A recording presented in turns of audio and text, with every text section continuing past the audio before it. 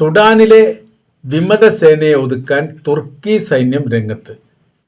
കുറഞ്ഞ ദിവസത്തിനിടയിൽ ഈ സുഡാൻ മേഖലയിൽ കാണുന്ന അതിശക്തമായിരിക്കുന്ന യുദ്ധത്തിൻ്റെ ഒരു പക്ഷം തുർക്കിയുടെ സേനയാണ് എന്നുള്ളതും തുർക്കിയുടെ യുദ്ധവിമാനങ്ങളും മിസൈൽ ഡ്രോണുകളും ഈ മേഖലയിൽ വിമതപക്ഷത്തെ കേന്ദ്രീകരിച്ചുകൊണ്ട് ശക്തമായിരിക്കുന്ന ആക്രമണം നടത്തുന്നു എന്ന റിപ്പോർട്ടും പുറത്തു വന്നു. പല മേഖല കേന്ദ്രീകരിച്ചുകൊണ്ടും വിമതപക്ഷം പിടിച്ചെടുക്കപ്പെട്ട പ്രദേശത്തിൽ അവരെ പ്രതിരോധിക്കുന്നത് തുർക്കിയുടെ സൈന്യമാണ്. അത് രാജ്യത്തിൻ്റെ ഔദ്യോഗിക സേനയായിരിക്കുന്ന ബുർഹാൻ സൈനിക വിഭാഗത്തോട് അനുഭാവം പ്രകടിപ്പിച്ചുകൊണ്ട് വിമതപക്ഷമായിരിക്കുന്ന സുഡാൻ ആംഡ് ഫോഴ്സിനെ ഒതുക്കുക എന്നുള്ളതാണ് ഉദ്ദേശം. യഥാർത്ഥത്തിൽ ഇപ്പോൾ സുഡാനിൽ നടക്കുന്ന സംഭവം എന്ന് പറഞ്ഞാൽ രണ്ട് വിഭാഗത്തിൻ്റെയും പക്ഷം ചേർന്നുകൊണ്ട് മറ്റു ലോക രാജ്യങ്ങൾ ഈ ദേശത്തിൻ്റെ സംരക്ഷകർ എന്ന് അവകാശപ്പെട്ടുകൊണ്ട് ഈ മേഖല പിടിച്ചെടുക്കാനുള്ള വലിയ ശ്രമം നടത്തുകയാണ്. SAF എന്ന് പറയുന്നത്, അതായത് സുഡാൻ ആർമി ഫോഴ്സ് എന്ന് പറയുന്ന വിഭാഗം ആ രാജ്യം ഭരിച്ചിരുന്ന ഒമർ മുഹമ്മദ് ബഷീർ എന്ന സുഡാൻ്റെ ഭരണാധികാരിയുടെ പേഴ്സണൽ ട്രൂപ്പായിരുന്നു. അവർക്ക് വലിയ സ്വാതന്ത്ര്യവും അതോടൊപ്പം തന്നെ രാജ്യത്തിൻ്റെ ആയുധങ്ങളും കൊടുത്തുകൊണ്ട് വലിയ പ്രാക്ടിക്കൽ നടത്തുകയും പ്രധാനമായിരിക്കുന്ന ചില പ്രദേശങ്ങളുടെ അധികാരം കൊടുക്കുകയും ചെയ്തു. പ്രാദേശിക ഭരണ സംവിധാനത്തിൻ്റെ അധികാരം ഈ പറയപ്പെട്ട സുഡാൻ ആംഡ് ഫോഴ്സിന് ഉമർ ബഷീർ ഉള്ള കാലത്ത് നൽകിയിരുന്നു എന്നതിനാൽ അവർ ആ മേഖലയിൽ വലിയ ശക്തി സംഭരിക്കാൻ അവർക്ക് സാധിച്ചു. പിന്നീട് വല്ലാതെ വൈകാതെ സുഡാൻ്റെ പ്രസിഡൻ്റായിരുന്ന ഉമർ മുഹമ്മദ് ബഷീർ ഈ താഴെ ഇറങ്ങേണ്ടി വന്നു. കാര്യം എന്ന് പറയുന്നത് അവിടെ ജനകീയ പ്രക്ഷോഭം സുഡാൻ്റെ പ്രസിഡന്റിനെതിരെ വന്നു. അത് തൊഴിൽ മേഖലയാണെങ്കിലും വിദ്യാഭ്യാസ മേഖലയിലും അങ്ങനെ തുടങ്ങിയിരിക്കുന്ന സാമൂഹ്യപരമായിരിക്കുന്ന ഒരു പരിഷ്കാരങ്ങളോ മാറ്റങ്ങളോ ഇല്ലാതെ ഇപ്പോഴും നൂറ്റാണ്ടുകൾക്ക് മുമ്പ് എങ്ങനെയായിരുന്നോ സുഡാൻ, ആ അവസ്ഥയിൽ നിന്ന് പരിവർത്തനങ്ങൾ ഉണ്ടാക്കാൻ വേണ്ടിയിട്ട് ഉമർ ബഷീർ ശ്രമിക്കുന്നില്ല എന്നുള്ളതായിരുന്നു പ്രക്ഷോഭകാരികളുടെ ആരോപണം. ലോകത്തിലെ ഏറ്റവും കൂടുതൽ സ്വർണ്ണ കനിയുള്ള രാജ്യങ്ങളിൽ, ആഫ്രിക്കയിലെ ഏറ്റവും കൂടുതൽ സ്വർണ്ണ കനിയുള്ള രാജ്യങ്ങളിൽ ഒന്ന് സുഡാനാണ്. എന്നാൽ ഇതിനെ സംഭരിച്ചുകൊണ്ട് അത് പണമാക്കി രാജ്യപുരോഗതിക്ക് വേണ്ടി ഉപയോഗിക്കുന്ന കാര്യത്തിൽ അദ്ദേഹം പരാജയപ്പെട്ടു.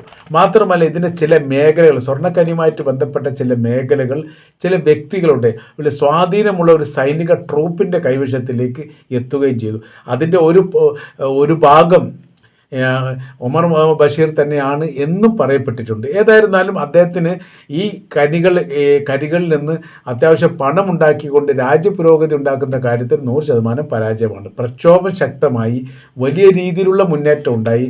കാർത്തൂം എന്ന് പറഞ്ഞ അവിടെ തലസ്ഥാന നഗരി പോലും വളയപ്പെട്ടു. അങ്ങനെ സൈനികരുമായി ഏറ്റുമുട്ടി വലിയ വെടിവെപ്പുണ്ടായി. ഈ വെടിവെപ്പിൽ വലിയ മരണങ്ങൾ റിപ്പോർട്ട് ചെയ്തു. മുന്നേറാൻ പറ്റാത്ത രീതിയിലുള്ള പ്രതിസന്ധി അവിടുത്തെ സൈന്യത്തിനും വന്നു. കാര്യം ഓരോരോ ദിവസം കഴിയുന്നതിനനുസരിച്ച് മരണസംഖ്യ കൂടുന്നതിനനുസരിച്ച് ആളുകളുടെ പ്രക്ഷോഭത്തിൻ്റെ കാഠിന്യം കൂടി വന്നു. ഇത് അന്താരാഷ്ട്ര തലത്തിൽ വലിയ രീതിയിൽ ചർച്ച ചെയ്യപ്പെട്ടു. സുഡാനിൽ നടക്കുന്ന സംഭവങ്ങൾ എന്താണെന്നുള്ളത് ഒരു ഏകാധിപത്യ ഭരണ സംവിധാനത്തിൻ്റെ തുടർച്ച എന്ന രീതിയിലാണ് ഉമർ മുഹമ്മദ് ബഷീറിൻ്റെ ഭരണത്തെ അദ്ദേഹത്തെ വിമർശിക്കുന്നവർ കാണുന്നത്. കാര്യം എന്ന് വെച്ചാൽ 30 വർഷത്തോളം അദ്ദേഹം അവിടെ ഭരണം നടത്തി.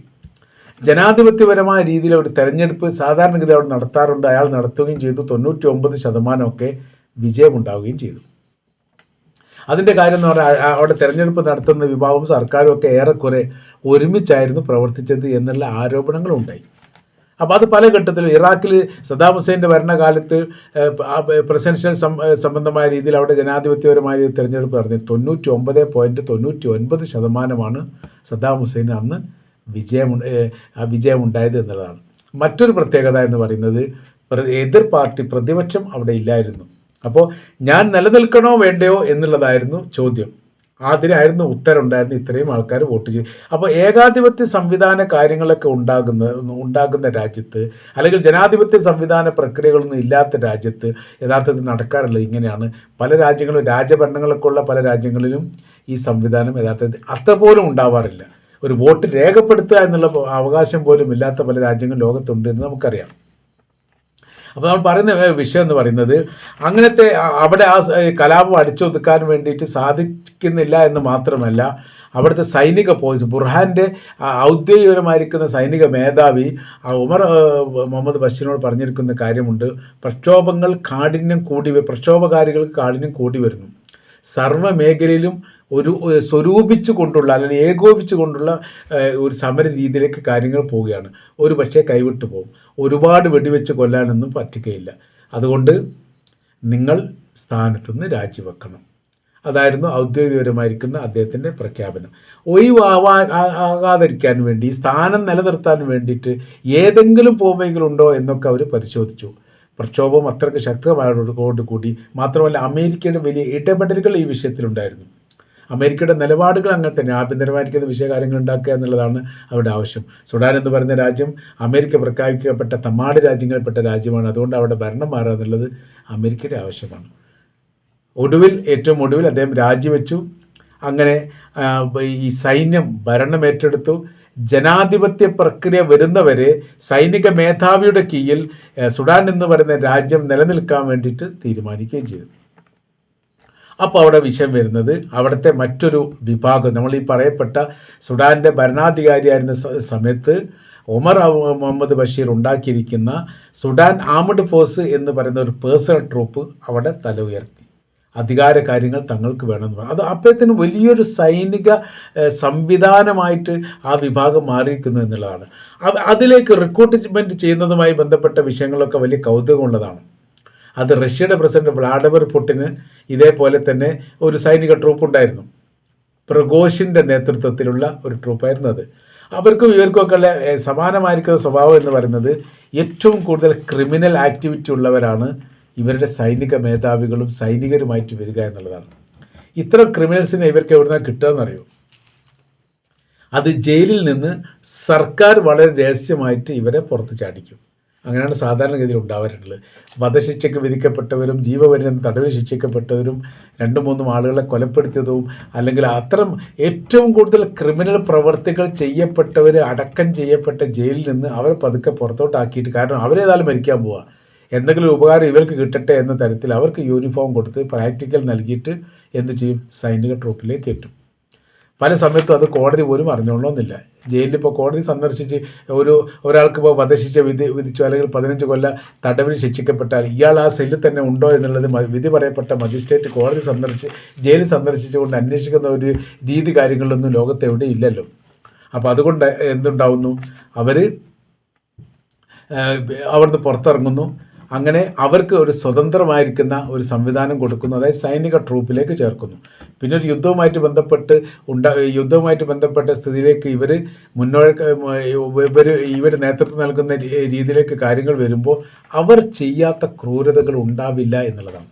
അത്രയ്ക്ക് കഠിനമായിരിക്കുന്ന ക്രൂര പ്രവൃത്തികൾ ചെയ്യാൻ പാകത്തിൽ ഇവരുടെ മനസ്സ് മരവിച്ച് കിടക്കും. കാരണം അത്രയും ശിക്ഷയും അത്രയും പ്രയാസവും അനുഭവിക്കുന്നവരാണ് എന്നതിനാൽ തന്നെ, അല്ലെങ്കിൽ അത്രയും ഈ ക്രൂരമായിരിക്കുന്ന പ്രവൃത്തികൾ മുൻപേ ചെയ്തു പോകുന്നതാണ് എന്നതിനാൽ ഇവരങ്ങനെ ആ പ്രവൃത്തികൾ ചെയ്തുകൊണ്ടേയിരിക്കും.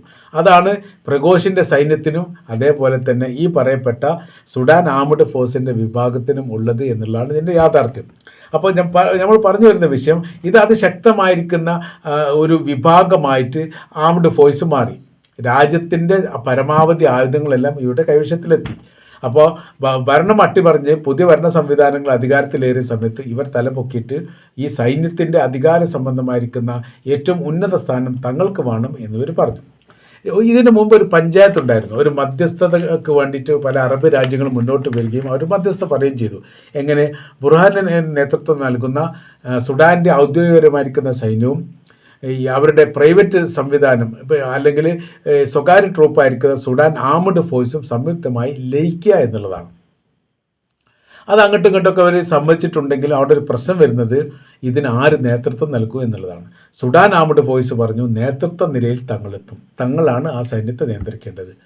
സുഡാൻ്റെ ഔദ്യോഗികപരമായിരിക്കുന്ന പക്ഷം പറഞ്ഞു അതൊരിക്കലും വിട്ടുതരാൻ പറ്റില്ല, അവിടെ അത് നേതൃത്വം നൽകുന്നത് ഞങ്ങളാണ് രാജ്യത്തിൻ്റെ ഔദ്യോഗികപരമായിരിക്കുന്ന സേന എന്നുള്ളത്. അപ്പോൾ 2 കൂട്ടർക്കും അധികാരം വേണമെന്ന് പറഞ്ഞ സമയത്ത് ഇത് എവിടെ എത്താതെ പോയി, അവരങ്ങനെ പിരിഞ്ഞു പോയി എന്നുള്ളതാണ്. പിന്നീട് അവരുടെ ശക്തി പരീക്ഷിക്കുന്ന സ്ഥിതിയാണ് ഇപ്പോൾ കണ്ടത്. അതിലാണ് ഇപ്പോൾ തുർക്കി ഇടപെട്ടത്. തുർക്കി ഈ സുഡാൻ ആർമഡ് ഫോഴ്സിന് എതിരാണ്. എന്നാൽ ഇവരെ സഹായിക്കുന്ന രാജ്യങ്ങളുണ്ട്. അതാണ് ഏറ്റവും വലിയ പ്രത്യേകത. വലിയ രീതിയിൽ സാമ്പത്തികം നൽകിക്കൊണ്ട് സുഡാൻ ആർമഡ് ഫോഴ്സിനെ സഹായിക്കുന്ന അറബ് രാജ്യങ്ങളും ഉണ്ട് എന്ന് പറയപ്പെടുന്നു. അത് കൃത്യമായിട്ട് വിവരങ്ങളും പുറത്തു വന്നിട്ടില്ല. ഏതായിരുന്നാലും രാഷ്ട്രങ്ങളുടെ സഹായമില്ലാതെ ഒരിക്കലും ഇവർ പ്രവർത്തിക്കില്ല എന്നുള്ള കാര്യം ഉറപ്പാണ്. കാരണം അത്യാധുനികമായിരിക്കുന്ന ആയുധങ്ങളുള്ള ഒരു വിഭാഗമാണ് സുഡാൻ ആർമഡ് ഫോഴ്സ് എന്ന് പറയുന്നത്. സൈന്യം ഏറ്റുമുട്ടുന്ന സമയത്തുള്ള ഏറ്റവും വലിയ വിഷയം എന്ന് പറഞ്ഞാൽ രാജ്യം വളരെ കൃത്യതയോടുകൂടി മുന്നോട്ട് പോവുകയില്ല. അതങ്ങനെ അടിച്ചുപൂട്ടിയിരിക്കുന്ന ഒരു മേഖലയായിട്ട് മാറുന്ന ഒരു സ്ഥിതിയിലേക്ക് വരും. സുഡാനിൽ യഥാർത്ഥത്തിൽ ഇപ്പോൾ കാണുന്ന അങ്ങനെ 2 ലക്ഷത്തോളം ആളുകൾ അഭയാർത്ഥികളാണ് എന്ന് പോലും പറയപ്പെടുന്നു. അപ്പോൾ ഇവിടെ ഈ തുർക്കിയുടെ ഇടപെടൽ എത്രത്തോളം ഗുണമുണ്ടാകും എന്നുള്ളത് തീർച്ചയായിട്ടും വരും ദിവസങ്ങളിൽ നമ്മൾക്ക് മനസ്സിലാക്കാൻ വേണ്ടിയിട്ട് സാധിക്കുന്നതാണ്.